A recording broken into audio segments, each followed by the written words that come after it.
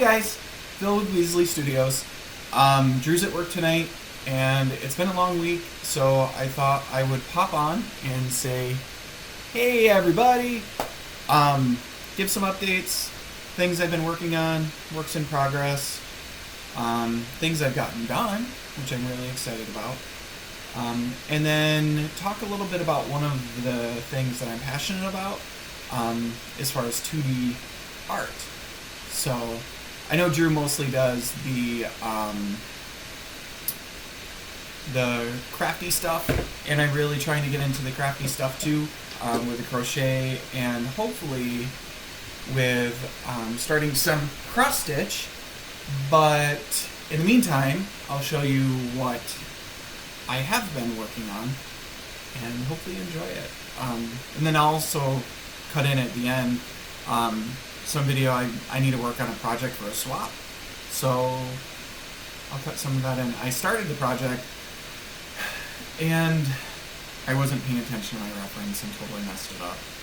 So it was another sculpture with a polymer clay, which I'm really enjoying, surprisingly enough. I've done some ceramic work, and I kind of like it a little better than ceramic because my hands don't get all dried out with the ceramic clay. That, yeah, every night I'd go home from the ceramic studio and my hands would be all dried out, and that's no fun. So let's start with some works in progress. This one I have shown on Instagram. It's a mixed media piece.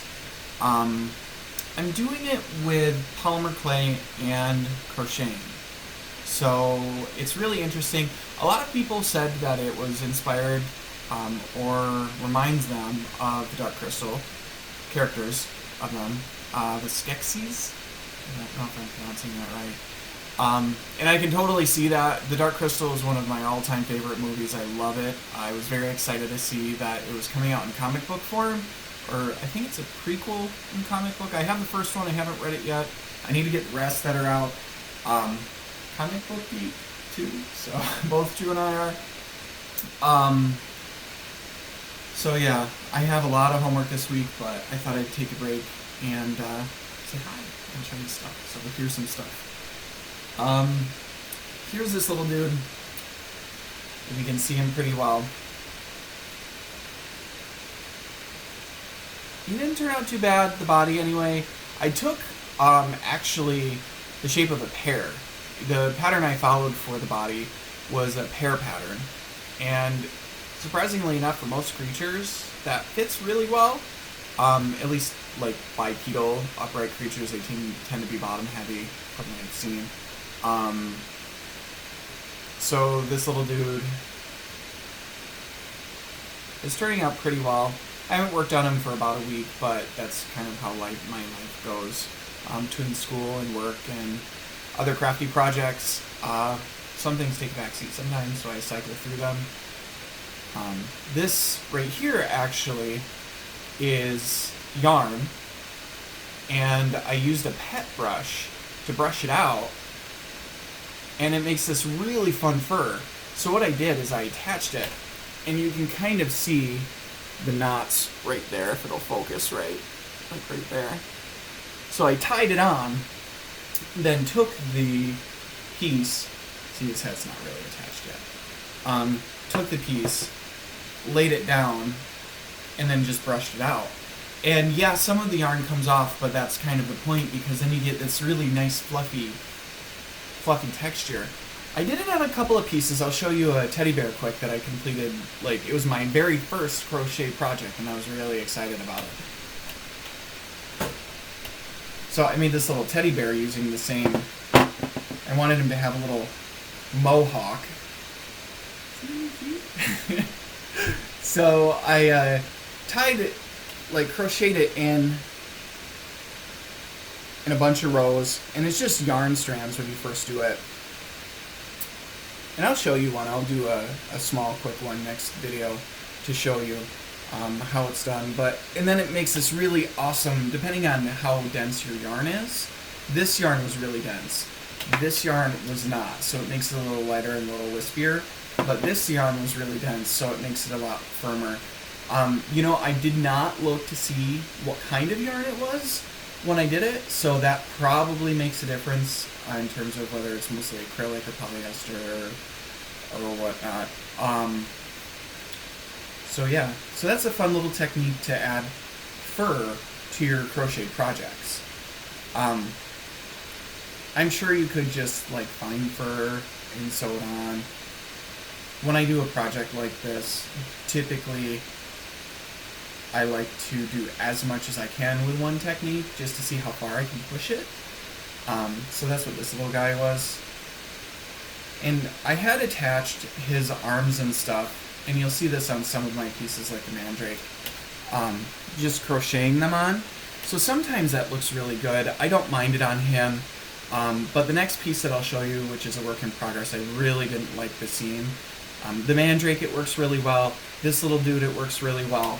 But I'm working right now, and I don't know if many of you out there watch My Little Pony Friendship is Magic. Drew and I totally watch it all the time, no shame. It's an awesome show. It's super fun.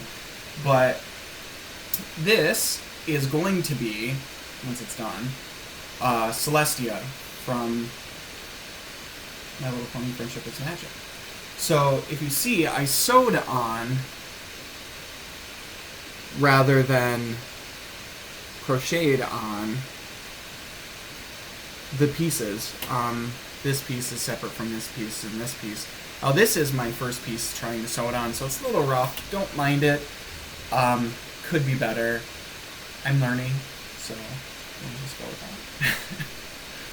But this is the largest piece I've ever done. This is one part, just to give you a comparison. Like, it's really big. Sorry, something fell. This is one of her legs. This is her front leg, so I have to get this sewn on. And then this is one of her hind legs. So I have to get these pieces. I have one more hind leg to do. But, I mean, she's huge. I didn't realize that. Like, how, when you're first learning to read patterns, you're like, oh, 40 stitches, that's nothing. Like 40 rows, oh, I could do that super fast. No, one of these legs takes like 2 days for me to do. I'm sure someone else could do it like much faster. I'm not there yet. So one of my coworkers commissioned this from me before I actually knew how long it would take.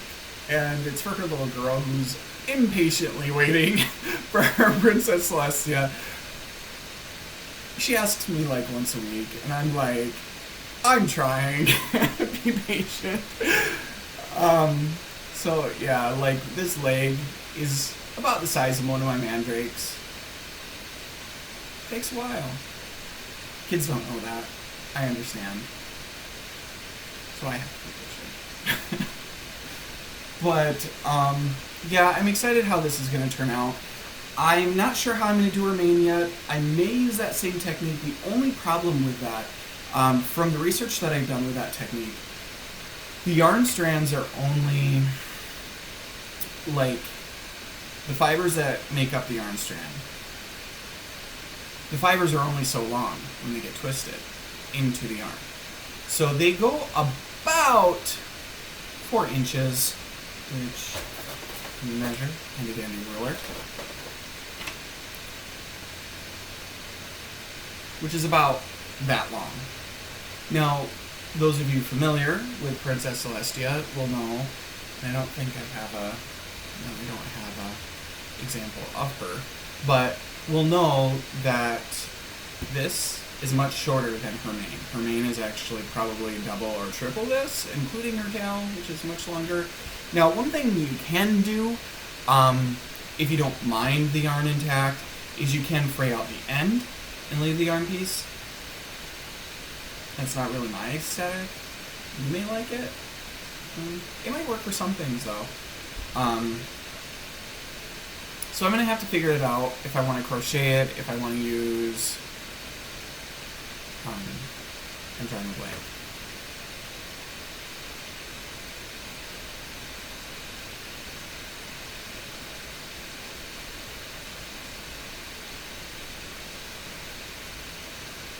Felt.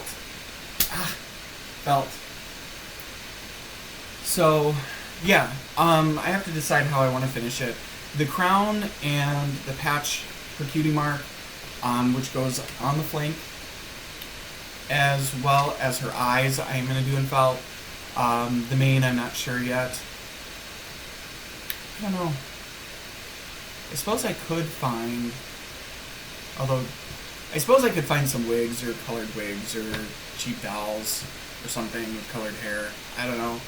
I want it to be nice because it's my first really big one, but I also know that it's going to a kid, and kids aren't always that great with custom made toys and things like that. So it's going to be played with. I don't want to, you know what I mean? Like, it's going to get used and played with. So I want to do a really good job, but I don't want to also put a bunch of effort that's just going to get, like, ruined. So, kind of happy medium. Where's it at? I don't know. So yeah, those are a couple things that I'm working on right now. I was working on, again, a swap piece, and I totally messed up the proportions. So I'm going to work on that after a bit. I'm waiting for my game to update. Anybody out there who plays Final Fantasy XIV, I'm on Excalibur server. Bunch of great people I play with. One of Drew's friends started playing, so I'm really excited to start playing with him and get to know him and his partner. So yeah, I'm a huge gamer. I've gamed all my life. It's how I interact with people along with art. So I played Final Fantasy XI for like 12 years. A really long time.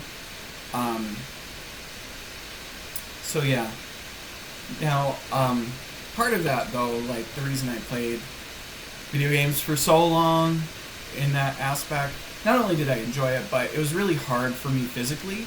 I have a heart condition, hypertrophic cardiomyopathy. It was obstructive, which limited my mobility. The obstruction was cut out. When I was 28, I'm 33, 6 years ago. Gonna be 34 Sunday, which is another reason why I'm doing a video today.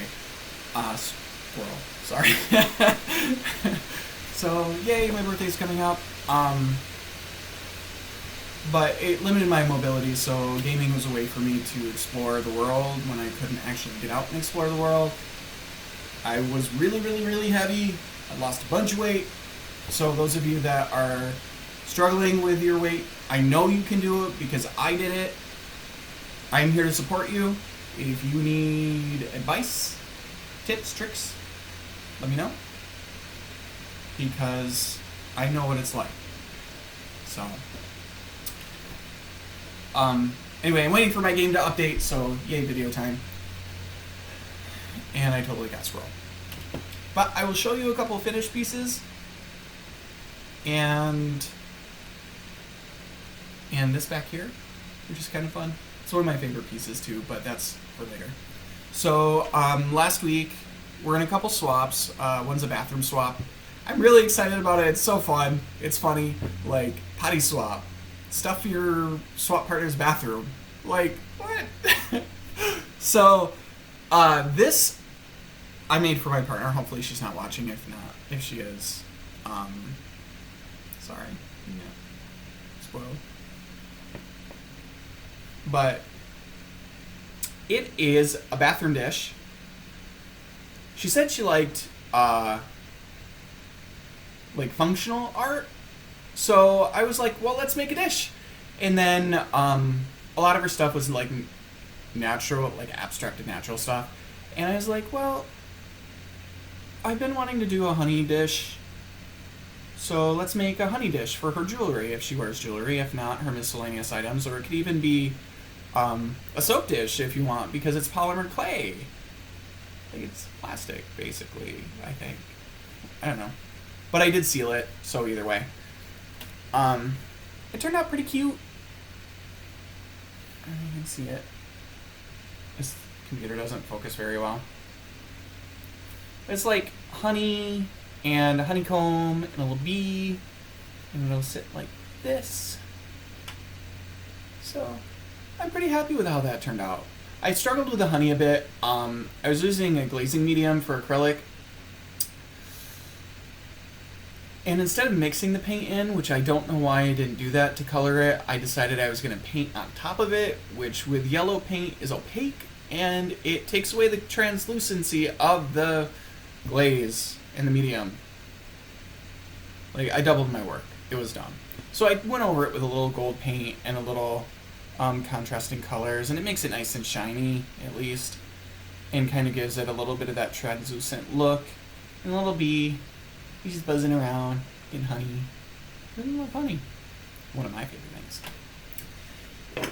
Then, my last video, I showed you all while I was sculpting my little creature, and I did finish him. I fired him.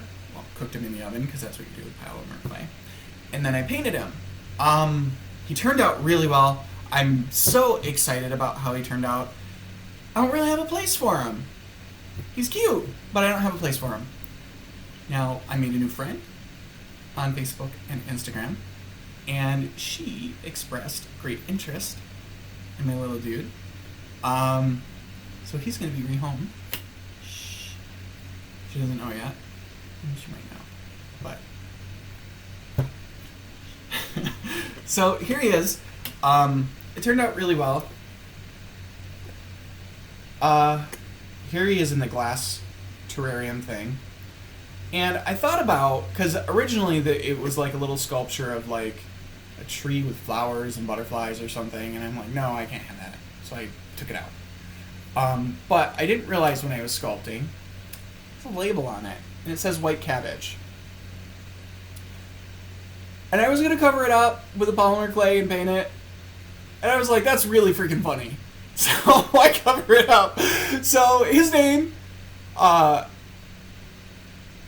well, not his name, but I'm going to think of him as White Cabbage forever, because he is not white at all. I'm going to take the lid off so you guys can get a better look at him.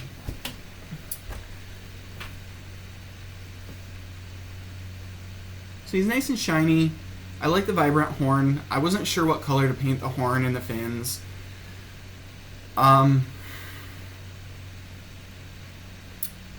So yeah, I like how the orange and the purple contrast really well against each other. It really makes his features pop. And the bright green and the little bit of yellow around the base really, like, it makes him glow almost, so that's really cool. I've tried to use glow paint on things before and it just washes it out, and except at night, then it glows, which is awesome, but I want it to look good the rest of the time and it just doesn't. Otherwise I could have used glow paint, which would be really awesome. But he's waving. He's like, hey, sup? Sup, Flosstube? So he's nice and shiny, which I was worried about. Acrylic paint does get shiny when it dries. Sometimes texture on texture, though, it loses that a little bit, but it didn't at all. He looks really cute. He's like saying, hey, let me out of here. So I thought that was super fun. And I just got to package him and ship him, and I'm very excited about that.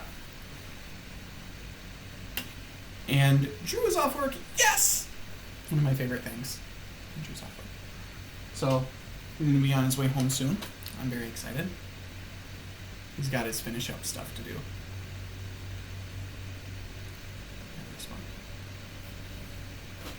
So, yeah, that's some things. I do have a little bit of a haul. Not much. I don't know. I just don't buy myself things very often. I like to give things a lot, but I don't really buy myself things. I need to change that a little bit. I don't know. I like taking care of people. That's who I am.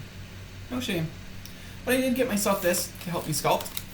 And actually, it's cake decorating tools to make like really thin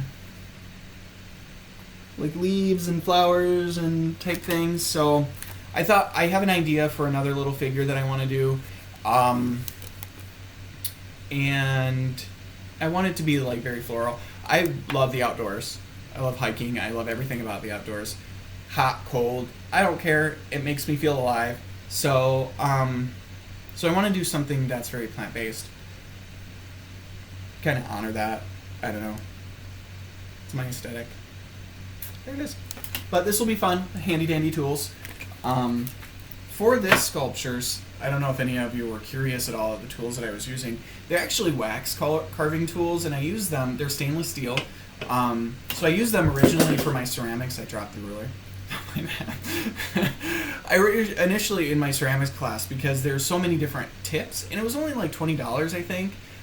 They're wax carving tools. If you sculpt, they're super handy.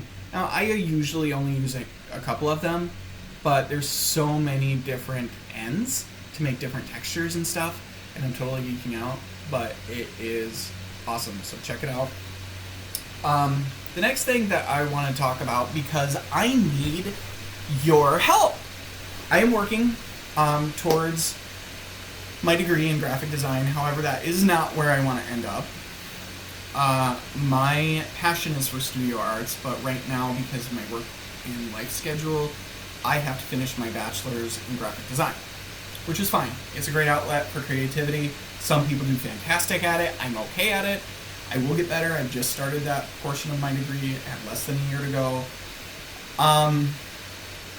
Having said that, my passion is for studio art, so that's why, like, doing these craft swaps, it's getting me back into our studio, which we will give you a tour on our next joint video.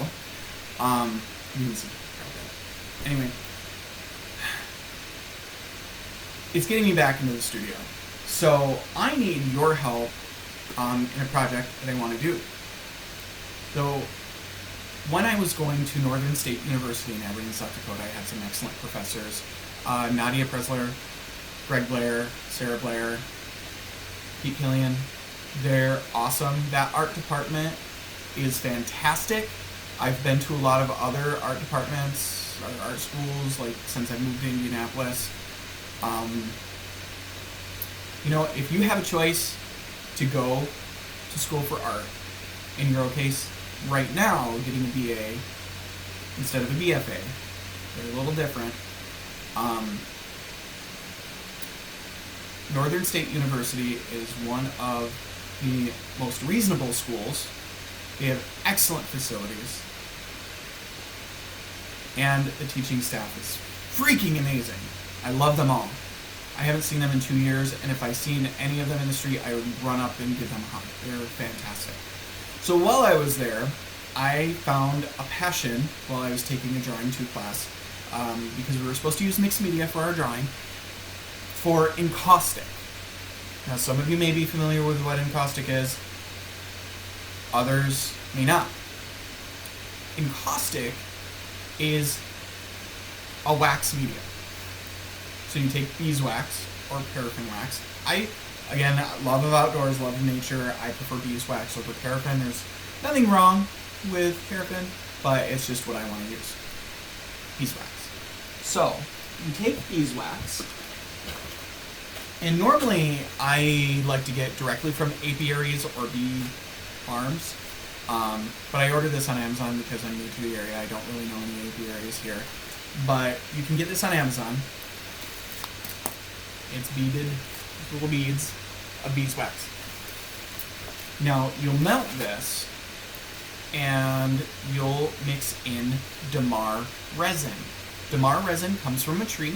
It is plant-based, and it looks like, I have a little crystal of it right here just because it fell out of the bag. Looks like this. Yeah, see, it looks like just a little rock. Now, what you do is you melt the beeswax and then put some of the Damar resin in. Now, it's very important to get the ratio right. If you put too much Damar resin in, the wax gets brittle and will break off. If you put too little in, the wax will stay soft and sticky. You gotta find a happy medium. It's all about the happy mediums in this video. So, what you do, and this is my ratio for it, and you don't have to do this. Most people do like a fifth Damar resin, 4/5 beeswax, or a quarter Damar resin, a quarter beeswax. I measure it on ounces, so you'll do like 3 ounces beeswax, 1 ounce Damar resin. They have different weights and densities, so they do, like, you'll think that's a lot, but it's really not that much. As far as like the amount. oh, this is 16 ounces. So, like 3 ounces isn't very much. Now, you can't use acrylic with encaustic because it'll flake. Acrylic and encaustic is like oil and water, basically. So, water-based mediums will not mix with encaustic. You have to mix in oil paint if you want it colored, or you can paint on it with oil paint. You can also trap ink in it, which I'll show you a couple of examples, and you can use charcoal on it. Now, the person I studied for this, just as a point of reference, was Jasper Johns. He did a lot of, he's an artist in the 70s. He was a gay artist. His partner, Robert Rauschenberg, they did work together, and separately. So I'm more of a fan of Jasper Johns than I was Rauschenberg, but I did a piece based on his work. You can see it on our website, weasleystudios.com. I won't share it here. Some people, I mean, it's commentary. I'm a gay artist. It's commentary on religion and my life. So it's very personal to me. I won't be offended if you're offended. I won't be offended if you don't like it. But it does contain certain things that I'm just not going to show here. But you'll be able to see it on the website if you're curious. Don't be mad, because I warned you. So there it is. Anyway, so with charcoal, it's kind of fun. This is a piece I did with ink and charcoal. It's a 4x4 piece. Let's see if we can see it there. Now, you'll see that this is on wood. Encaustic can't be done on canvas because canvas moves. So it's fiber. All of you fiber artists out there will know it'll move. So if it gets humid, it'll get loosened, and if it gets hot, it'll get tighter. That's how fabric is. So when you're cross-stitching on Ada or things like that, you don't really have to worry about it. But when you put things like this, wax, which is stationary, on top, you have to have a way to secure it or make sure that the substrate, which is the wood, doesn't move. Otherwise, all your work will break off. So this is a piece I did with charcoal, ink, and wax. Now, the wax you'll see is above the wood. So what I did is I just covered it with wax and then carved out the spots I want. This piece I call bird food, and it's really just a commentary on nature and humans' responsibility to nature and maintaining it. We're feeding the bird. I mean, it's pretty simple. It's odd imagery because that's kind of how a lot of my 2D art and paintings are. I don't know, that's just my aesthetic. My crochet stuff I like to do super, super cute and whimsical. And my 2D stuff tends to be a little grittier. So this is the other side of me. I really like this piece. I know if you don't see the bird in the finger or just see the finger in something else, that's fine. That's fine. Jen Hall, a phenomenal sculptor, seen this piece and thought it was something else. So, and I love her to death. She's amazing too. I've been very lucky to and gifted to interact with some fantastic artists in my life, and so everybody has a different perspective. But this is one piece. This is another piece which was done with charcoal and ink and oil paint. So you'll see this is done on a board. Now this is a little more graphic. Sorry, don't want to offend you. I called this piece, "Would you jump off a bridge?" because it's kind of one of those phrases that you always hear, but what does it actually mean? So here I did a study of the human form, which I'm very, taken by. The human form is fascinating to me. And so I have the human form in water. So it's oil paint, the wax has oil paint mixed in, and I did it in different layers. So I did a blue layer, a green layer, a blue layer, a green layer, and then I did charcoal transfer. So I drew on tracing paper and then rubbed it onto the wax. And then I went over that with a pen, not like a ballpoint pen, but like an actual, let's see, like a pen tip with white ink. So it gets that high contrast, which I really enjoy high contrast on things. So yeah, that's another piece that I did in encaustic. And this one is just wax and charcoal. Sorry for the glare. This is a character from a manga that I want to do. I want to draw a comic book, but gotta start somewhere. This is a study I did, kind of like a reflection. That's what it's called, is reflection. So you see who he was and who he is, and where he's going. We have yet to see. So. The piece behind me also is, like, all of my pieces have some kind of commentary. So this piece, and I'll try to get it in good light. You can see it's very large. This is the second largest piece that I've done. It is a figure of a woman, and you may or may not see it, and if not, that's fine, I won't be offended. It's a figure of a woman, and you can see she's kind of been melted away, which is kind of fun. I painted her in wax first, then used a heat gun to go over it and melt it. And it's kind of like an explosion. You see the different colors. I did the background first in oil paint, went over it with transparent wax, did a couple layers of paint, and it's kind of hard to see in this light, but you'll see like the different layers of paint. And